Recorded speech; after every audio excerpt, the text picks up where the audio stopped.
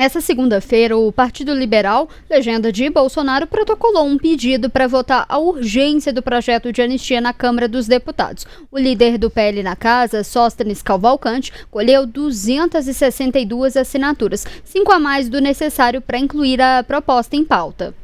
Caso a tramitação seja iniciada, o atual projeto de lei apresentado deve passar por alterações, até para reduzir, né, Letícia, resistências em uma possível votação. Atualmente, essas que a gente vai falar para você agora são as principais diretrizes no projeto. A gente vai colocar aí na tela, porque é importante a gente destacar dessa questão ali do PL da anistia, porque não é só anistia aos envolvidos, ao dia 8 de janeiro, é uma anistia um pouco mais ampla, que vai ali até outubro de 2022, que foi quando teve a eleição para a presidência, não sei se você vai se recordar, Léo, mas tinha obstrução de algumas estradas de caminhoneiros, então é um projeto que nasceu também não só para os envolvidos do dia 8 de janeiro, mas envolvidos aí. E aí a gente tem aí 3 principais pontos, né, que a gente separou. O primeiro ponto, como eu disse, é essa questão dos manifestantes, dos caminhoneiros, empresários, a todos aqueles que tenham participado ali de manifestações nas rodovias nacionais, né, nesse período de 30 de outubro de 2022. Um segundo ponto é a anulação das multas aplicadas pela Justiça Eleitoral às pessoas em decorrência de atos ou crimes políticos. E um terceiro ponto é a questão ali que atinge também as restrições de direitos de qualquer natureza, finalidade imposta pela Justiça Eleitoral para inquéritos, pessoas ligadas aos atos e crimes políticos. Então, o que a gente vê? Esse PL da anistia é um projeto bastante amplo, não é só em relação ali aos condenados, das pessoas que participaram do ato do dia 8 de janeiro. É um projeto que abrange bastante, né? E nesses últimos 15 anos, a gente falou que o PL protocolou ali o pedido de urgência, mas não necessariamente é o único pedido de urgência que isso tem na casa. Nos últimos 15 anos, cerca de 1.038 pedidos de urgência para propostas estão com status de pronto para pauta na Câmara e estariam prontos para votação em plenário, seja com as assinaturas necessárias ou com o apoio de líderes dos partidos. Todos esses ainda não foram votados. Eu queria lembrar, porque a gente, vou até chamar a Lara já para essa conversa, porque tem vários projetos ali com pedidos de urgência e vai caber, ainda cabe a Hugo Mota, o presidente da casa, definir. Queria lembrar que um projeto que teve pedido de urgência, inclusive aprovado, que está ali no mês, é um pedido que pretende tornar um dia para o Axé Music. Esse é um projeto que também está ali como pedido de urgência, desanistia. Isso é só para trazer ali uma questão de como que tem tantos projetos de pedido de urgência, né, Lara? Queria até te perguntar como que tá essa questão aí. Tinha uma primeira estratégia de colher as assinaturas dos líderes, não conseguiu as assinaturas do líderes, até se discute ali nos bastidores que teria sido ali um pedido do Hugo Mota, que não queria se indispor, depois mudou essa estratégia, começou ali a colher dos parlamentares em específico, teve até 2 assinaturas que precisaram ser retiradas, porque eram assinaturas de líderes, inclusive do Sóstenes Cavalcante, mas conseguiram essas assinaturas ali para poder tramitar o regime de urgência. Como que fica aí agora? Cadê o Hugo Mota? O Hugo Mota tá sumido, né? Essa é a pergunta de $1 milhão, Letícia. Cadê o Hugo Mota?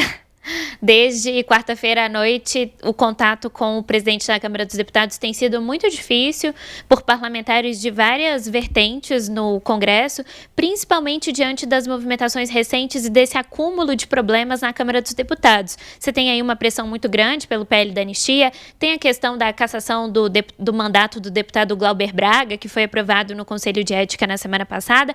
Então, são várias costuras ali que, de certa forma, afastaram o Hugo Mota do cenário. Ele preferiu se retirar e deu esse recesso branco de 15 dias para a Câmara dos Deputados. Então, a gente basicamente só volta de verdade ao trabalho na Câmara dos Deputados no mês de maio. Pois bem, eu peço licença para vocês, eu queria fazer só um retrospecto para dizer para vocês como começou esse projeto de lei que prevê a anistia principalmente para os réus e os condenados pelo 8 de janeiro. Esse projeto, na verdade, foram vários projetos protocolados por vários parlamentares, se não me engano, 7 ou 9 projetos, que foram apresentados à Câmara dos Deputados logo depois do dia 8 de janeiro de 2023.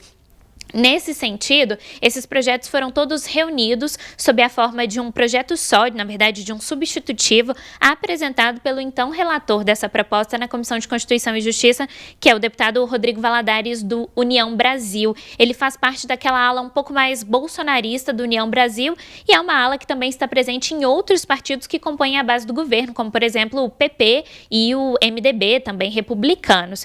Pois bem, esse projeto, na verdade, ele é uma espécie de Frankenstein de outros projetos que tratam da anistia. Ele tem alguns buracos jurídicos, como avaliam alguns consultores legislativos da Câmara dos Deputados, e ele abre algumas brechas, inclusive para garantir uma anistia que reverta as condenações do ex-presidente Jair Bolsonaro e também de aliados que agora são réus no Supremo Tribunal Federal.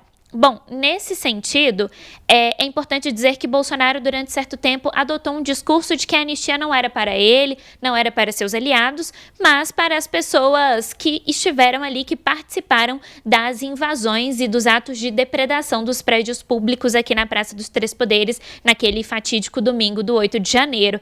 Pois bem, na semana passada, Bolsonaro participou de um almoço com advogados da direita e negou que esteja disposto a fazer uma articulação com o presidente da Câmara dos Deputados, Hugo Mota, para que a anistia beneficie apenas essas pessoas. Ele passou a defender publicamente uma anistia ampla, geral e restrita, o que significa que essa anistia pode sim beneficiá-lo e também beneficiar seus aliados políticos que estiveram envolvidos nessas articulações, até mesmo deputados como André Fernandes, do PL do Ceará, que incentivaram as pessoas a protestar e a se manifestar de uma forma um pouco mais violenta naquele dia 8 de janeiro.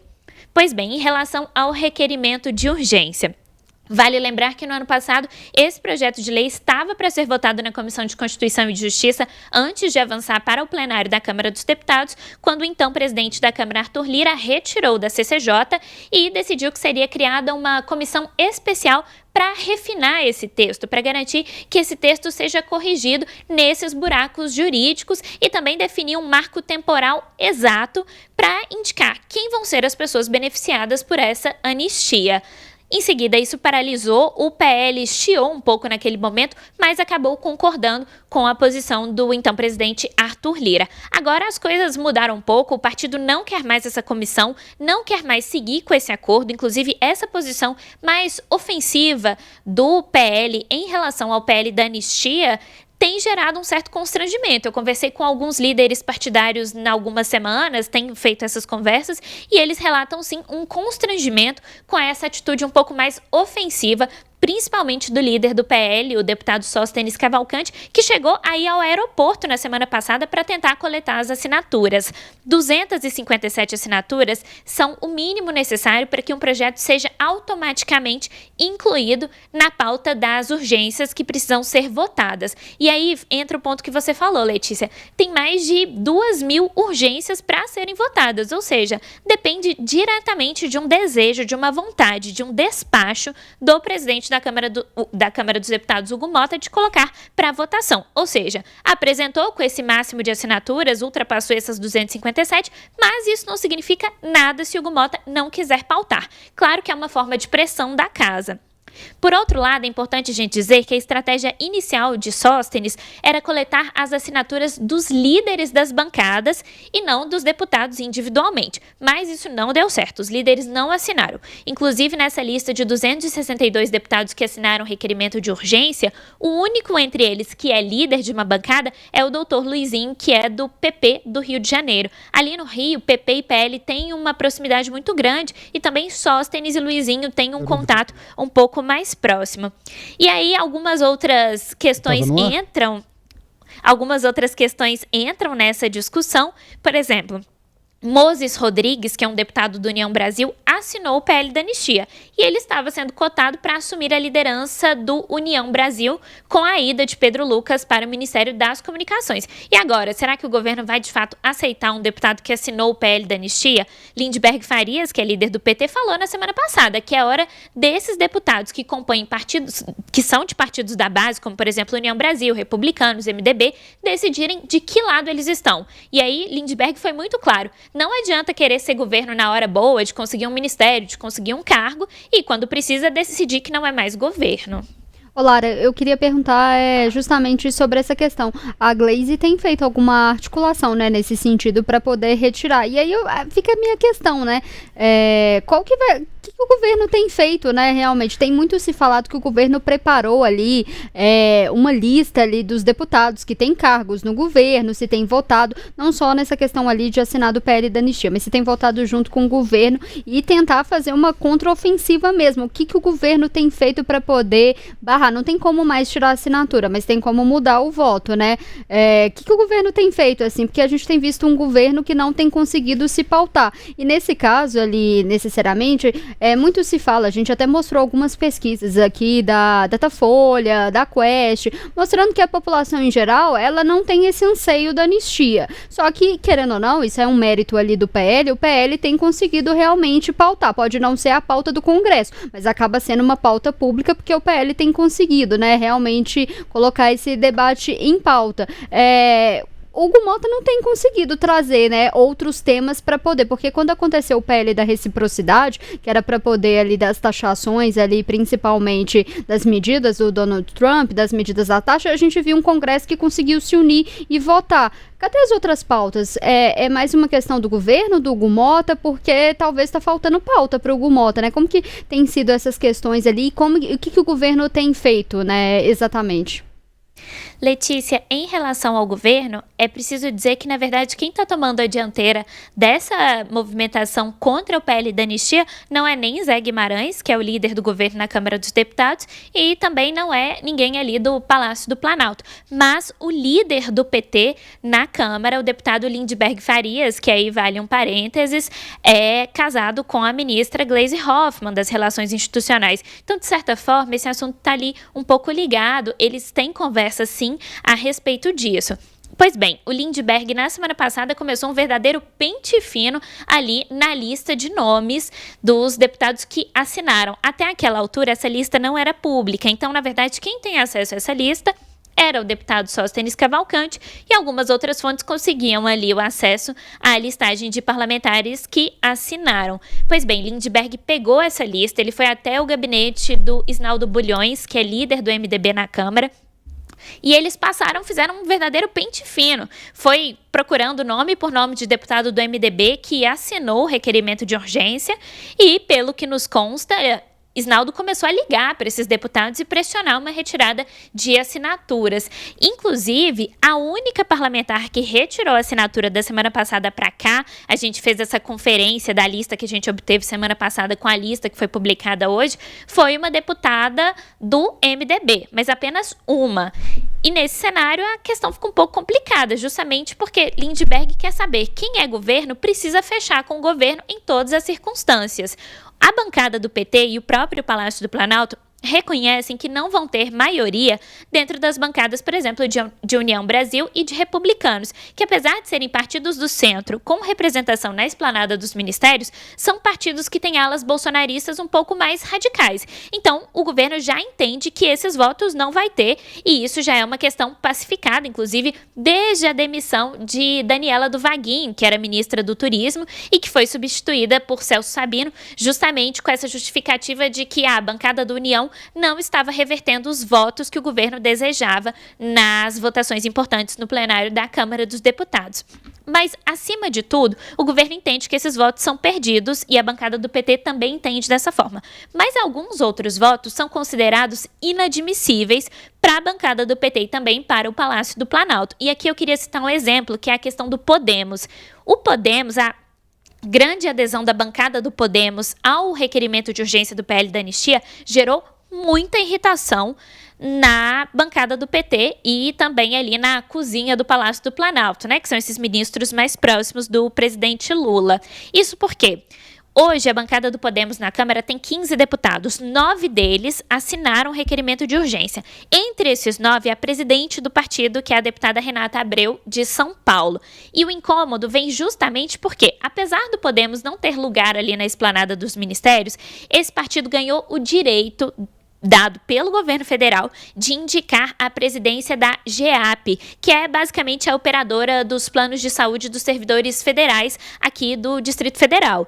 Esse cargo é muito interessante, é muito cobiçado pelos partidos e quem indicou o atual presidente da GEAP foi a deputada Renata Abreu, presidente do Podemos. Então, isso gera uma profunda irritação. Como assim? Vocês recebem essa indicação, a gente faz essa troca com vocês, mas quando a gente precisa, o Podemos vai lá e entrega 9 de suas 15 assinaturas a esse requerimento de urgência. Então, começou ali um pente fino, uma discussão interna. Lindbergh tem feito essas ligações. A ministra Gleisi também deve participar de uma forma um pouco mais ativa dessas tratativas nas próximas semanas. E aí a gente tem também sempre à vista no horizonte uma possibilidade de reforma ministerial, que também ameaça um pouco esses partidos. Olha, vai jogar com a gente ou não vai? Vai fechar com a gente ou não vai? Essa é a pergunta que o Palácio do Planalto e que também a bancada do PT mais radicalmente na Câmara tem feito a essas lideranças, onde eles vão estar nesse espectro político, principalmente nesse ano que é decisivo, é um ano que antecede eleições.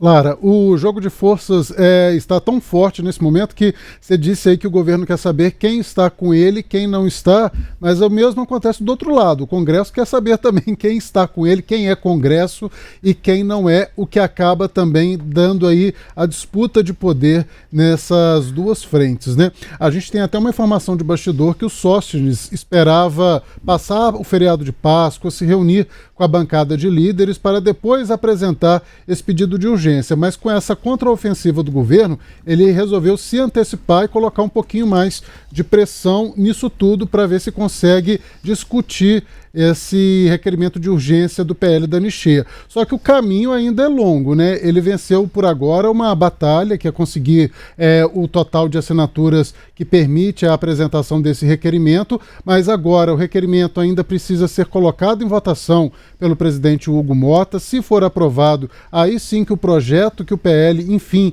pode ser pautado, colocado na pauta da Câmara. Ou seja, o caminho, Lara, ainda é longo para o campo da direita, né?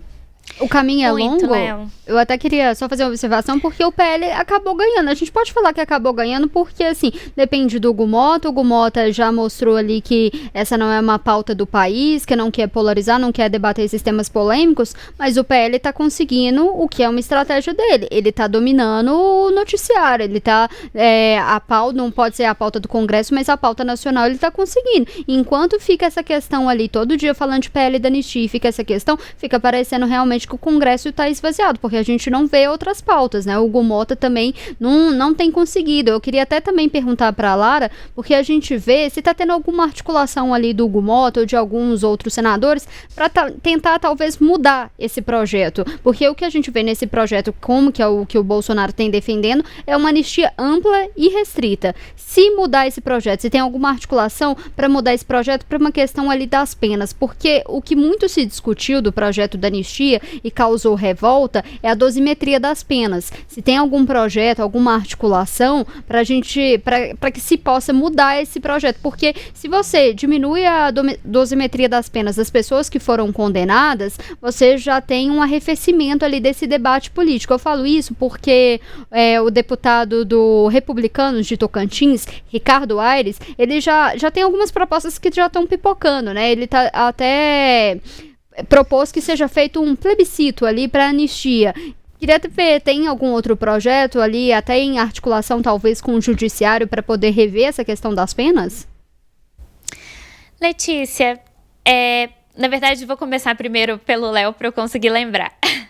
O caminho é muito longo e a gente precisa aguardar para entender se esse esforço do líder Sóstenes não foi um esforço inglório, porque ele pode ter nadado e acabar morrendo na praia se o Hugo Mota decidir que não é hora de pautar esse requerimento de urgência e colocá-lo para discussão. Aí é importante dizer que o caminho agora seria o seguinte: digamos que o Hugo Mota decida colocar o requerimento para votação. Requerimento é colocado. Se ele obtém o número mínimo de assinaturas e é aprovado, já entra na pauta o próprio projeto em si. E aí existe uma expectativa que seja apresentado um novo substitutivo no plenário, corrigindo esses buracos que tem no substitutivo do deputado Rodrigo Valadares, que foi o relator na CCJ. Então, esse projeto ainda precisaria ser votado na Câmara, depois precisaria de uma nova negociação, e aí a gente já está falando de um parlamentar, né, um pouco mais forte que o Hugo Mota, que no caso é Davi Alcolumbre. Davi Alcolumbre não cede à pressão, e aí esse projeto tramitaria já ali no Senado Federal. Pois bem, existem algumas questões que atravessam o PL da anistia. O primeiro deles é: essa incerteza em relação ao texto incomoda profundamente os líderes, principalmente os líderes dos partidos de centro, que são maioria em termos de bancada ali na Câmara dos Deputados. Segundo, esse projeto é declaradamente inconstitucional. Então, o Hugo Mota vai precisar decidir em algum momento se ele vai comprar essa briga com o Supremo Tribunal Federal ou se ele vai deixar morrer ali no Congresso Nacional à espera de uma terceira via, de uma outra solução. Definitivamente, a análise dos juristas é inconstitucional. Não é possível dar essa anistia. Então, como é que você aprova um projeto que já é, de fato, inconstitucional, sabendo que o Supremo Tribunal Federal vai barrá-lo? Isso mergulha o país numa crise entre os poderes muito maior do que ela já está hoje. A avaliação desses líderes é, inclusive, essa. Um líder que tem tido uma posição muito firme em relação a isso é o Marcos Pereira, que é também presidente do Republicanos de São Paulo. Ele falou para alguns interlocutores, eu conversei com algumas pessoas ligadas a ele, e a avaliação é essa. Primeiro, não tem como você definir anistia sem que todos os casos tenham sido julgados antes. Segundo, a anistia não pode ser definida, não pode acontecer dessa maneira como está sendo feita, principalmente de uma forma muito assodada, muito atropelada pelo PL. E aí agora, em relação a essa ser a pauta da casa ou a pauta do noticiário nacional, será que não é pela ausência de outras pautas? E aí a gente tem à vista outros temas que talvez roubem a atenção nos próximos meses, inclusive com mais apelo popular do que a anistia. Por exemplo, o projeto de lei que garante a isenção do imposto de renda para quem recebe até R$5 mil. Inclusive o PL tem proposto ali já que se aumente não para 5 mil, mas para 8, para 10 mil reais. Esse projeto com certeza vai acabar ofuscando o PL da anistia, porque é um projeto que tem uma ampla aceitação popular e que fala ali diretamente no dia a dia das pessoas. Então, talvez o Hugo Mota aproveite dessas pautas econômicas que vêm sim do governo, mas que dizem respeito a um contingente maior da população.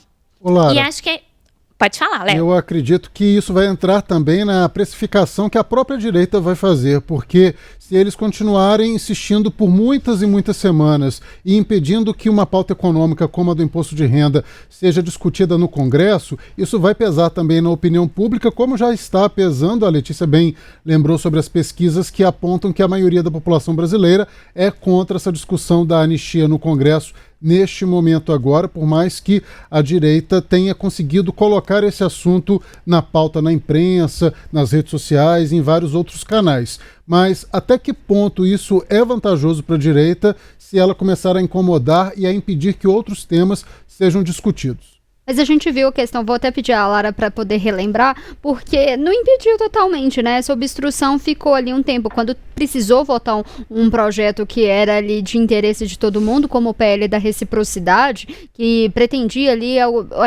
criar alguns instrumentos para que o Brasil pudesse rebater ali as tarifas do presidente americano Donald Trump e outras retaliações ali da União Europeia em casos ambientais. A gente viu que o Congresso funcionou. A grande questão, não sei se a Lara até concordo, você também, Léo, é que a questão que à medida que a gente vai vendo que essa questão das dosimetrias, a gente viu o Fux já falando sobre isso, que tem que rever realmente algumas penas. Se a gente vê uma discussão para poder rever essas penas, da questão de todas essas penas, se elas estão aptas ou não estão, isso pode diminuir a questão da pressão política do PL da anistia.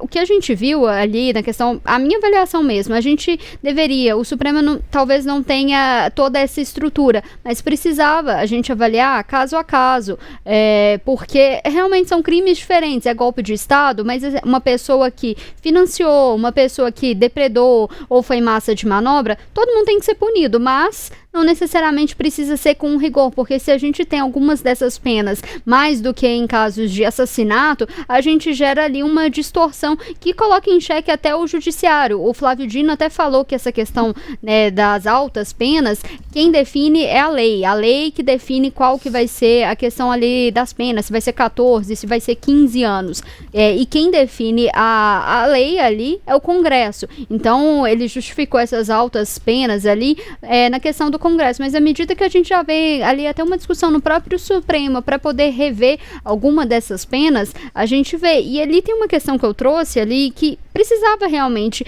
analisar cada caso dessa questão da anistia, porque se tivesse analisado, se tivesse colocado ali penas devidas, justas, exatamente para cada um desses casos, a gente não estaria vendo agora toda essa questão de uma anistia ampla e restrita, talvez não teria todo esse apelo. A gente tem, por exemplo, algumas pessoas que colocaram ali na época bombas ali no aeroporto de Brasília, essas pessoas já estão soltas e outras estão presas, então o que gera ali a comoção de grande parte de algumas pessoas ali que apoiam essa causa, essa questão das penas não serem justas para todos. Todo mundo tem que pagar. Se você fez ali, se você estava depredando, não é porque você não concorda com o resultado de uma eleição que você pode fazer isso. Claro que não, todo mundo tem que ser punido, mas tem que ser punido ali pelos crimes.